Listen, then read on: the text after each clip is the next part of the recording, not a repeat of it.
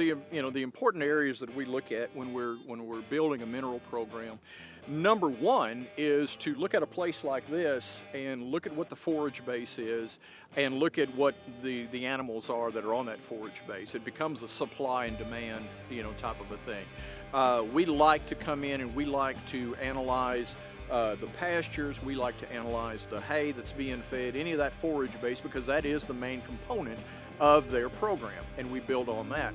When building the mineral program, which is generally the first thing that I do when I start working with a ranch or a farm, is again to analyze that, see what's there to begin with. Then we assess what we believe the actual availability is of the mineral components that are in the forages, and then it becomes a matter of putting together the right type of supplementation in order to provide or to fill in the gaps, because there's always going to be gaps, almost any time of the year, wherever you go. Some forages do better than others, but in general, we know we're going to have to do something. We're going to have to fill in the holes.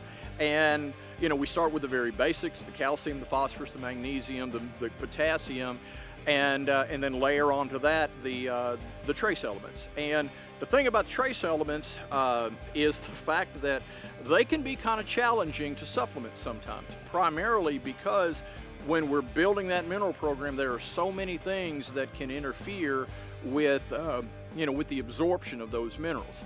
And it's not uncommon at all to walk out into a herd, especially like an Angus herd, and look out across them, and the ones that have got a little bit of red coloring across their shoulder blades, well, that's probably a copper deficiency. And so we know that's the first thing. And what I typically know is if I've got a copper deficiency, I've probably got other deficiencies as well. And so we basically build that one step at a time, adding the different components in order to build that mineral.